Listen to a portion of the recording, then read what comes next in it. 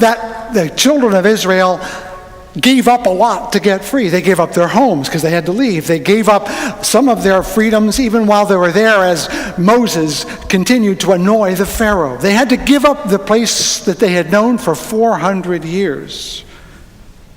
Even when liberation is the thing you deserve and want, even when you are oppressed, it will cost you to go through it. And I want to say that in the light of this church too.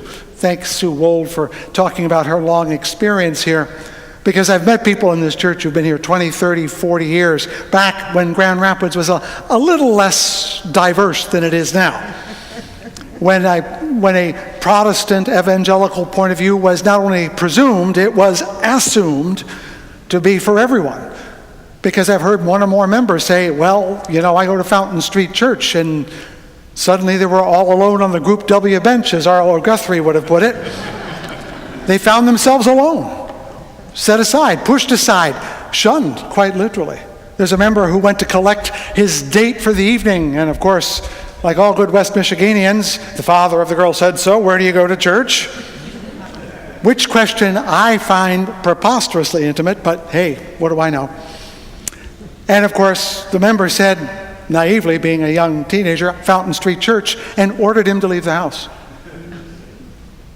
What kind of pain was visited on him at that moment by that gentleman? And I use the word very loosely, gentleman. To do that. People have been hurt in the name of God who belong to this church. We have a member now who naively again went to her workplace, making a cup of tea or some such thing, and worker said, where do you go to church? Again with that question. Mercy. That's like asking, who did you vote for? Well, another matter. In my world, yes. And of course, the new member said, I go to Fountain Street Church. And the woman stopped stirring her tea and said, Satan lives at that church. This is 3 years ago. My answer to her was, well, if Satan lives at this church, I want to raise the rent because I need the money. And Satan ain't poor, so that's an easy dig. So when I talk about liberation is costly, to be on the liberal path here is costly. It can mean people do not respect you, or won't relate to you, or judge you before you even walk into the room.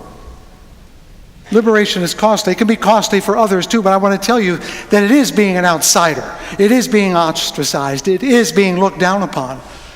Not in the way others have enjoyed, but we have experienced it. Liberation is costly. But then again, we all have ancestors who have done this for us. And if it isn't as hard for us as it was for our ancestors, isn't it great that we benefit by their having done that? Do you have a story in your background? Of course you do. If you're here and you're European American, that would be almost all of you. Someone originated in another country. If you're here an African American, someone originated in another country. There's a story of immigration, just like those of the children of Israel, having to leave or wanting to leave, giving up your home in a different land, getting on a boat, whether you wanted to or not, risking your life. I stood in Wyoming about 20 years ago, maybe a little less, standing in a spot near Laramie where the ruts had been dug in the rock by the people pushing their hand carts all the way across the country to get to Salt Lake City because they were Mormons. These are people who had become Mormon in Great Britain. And they got on a boat and they picked up a hand cart in Boston and they literally walked from Boston to Salt Lake City in 1840, 1850, 1860. And so many of them went through there that the rocks have ruts in them. And I saw those ruts, and I want to tell you why it's important to me. Because my fourth great-grandfather did that. We all have a story of the costliness of liberation, either our own or someone else. Liberation is costly. Not everyone is willing to pay the price. Liberation is also difficult. Remember what Anthony de Mello said, the first reaction to human beings to truth is hostility and fear. Have you ever been in a spot where you were so sure of something that you'd bet your life on it, then you got proof that it wasn't true? Did you buy it the first time you heard it? No. You had yourself invested in that, whether it was religion or politics or anything else. It's a betrayal when you discover you have believed in a lie. So you're not going to willingly give that up. No wonder we're hostile to the truth. It always upsets us. Let's return to the children of Israel. So they got free. They got across the wonderful Red Sea. And in fact, they had a dance. Miriam, Moses' sister, danced. And they said, how great it is. Oh, look, God has set us free. Then they headed into the wilderness. And within days, they were saying, we want to go back to Egypt. There's no food here. Where's the water? I don't know what to do around here. There's no place for me to sleep. They moaned all the time. Ungrateful Israelites. It is difficult to be free. Once your immediate oppression has been taken care of, you discover you have to run your life now. You have to run your life, no one else. And there won't be anyone to bail you out now. It comes as a shock in life, says Anne Morrow Lindbergh, to learn that we usually only exchange one set of restrictions for another. You're never free of the obligations of life. Once the tyrant is gone, you have to be the tyrant over your life now. Have you ever discovered, as I have, being modestly self-employed? You know, what do they say about lawyers, that those who represent themselves have a fool for a client? Well, anyone who works for himself has a slave for an employee. Am I right? If you work for yourself, you can't say no to your job. You drive yourself harder than your own boss. When you are free, you have to be you. You can't make it anyone else's job, and everything becomes your responsibility. And I've lived in the world long enough that no one volunteers for responsibility eagerly. Everyone volunteers for liberty. Very few people volunteer for responsibility, but they go together. They can't be separated. Liberation is hard. Let's just look at modern Egypt. A year ago, we're saying, oh, they're going to get rid of Mubarak. How great. Now we're looking and saying, oh, they put in Islamists. That's terrible. They're struggling as much now as they did a year ago. They're as frightened now as they were a year ago. Look at every revolution. It's always glorious when the tyrant falls. Saddam Hussein, B.I. Lenin, they all fell.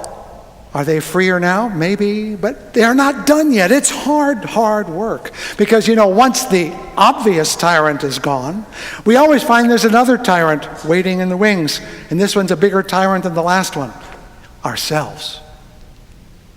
For example, to the oppressed, if you've always been oppressed, there's only two ways to live in the world. As a subject of power, or as an overlord of power. It's hard to be not the other when you've become free.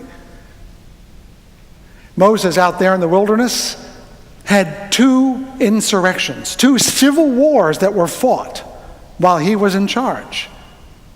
People in rebellion against him because he wasn't doing what they wanted. The tyrants were overthrown and the tyrants came back up. God, you know, Moses tried to resign. Over and over again. He keeps going to God and said, I'm tired of this. Take me out of the game, coach. God said, you're the guy. You got to play the whole game. And he played everything but the last out. So our outer liberation from the tyrant over there, the oppressor over there, that's the beginning of the story, part of the story. What comes after is equally important. That's the inner liberation, which is why Wangari Maathai is so important. Remember, she said we have to be liberated from fear. I like that, liberated from fear, because when we think about it really, really hard, what the tyrant has over us is our fear. We are tyrannized, which means we live in fear. Sometimes it's legitimate fear of death, destruction, of prison, but the fear is what keeps us from throwing off the yoke. The fear that it will happen to us. But here's the part you don't remember. The tyrant is afraid too. Pharaoh was frightened of Moses.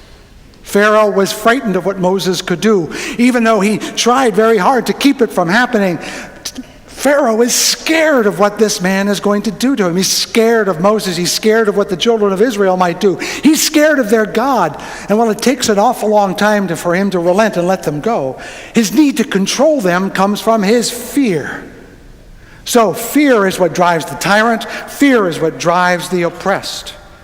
And once freed, that's when people's own fear comes up inside of them.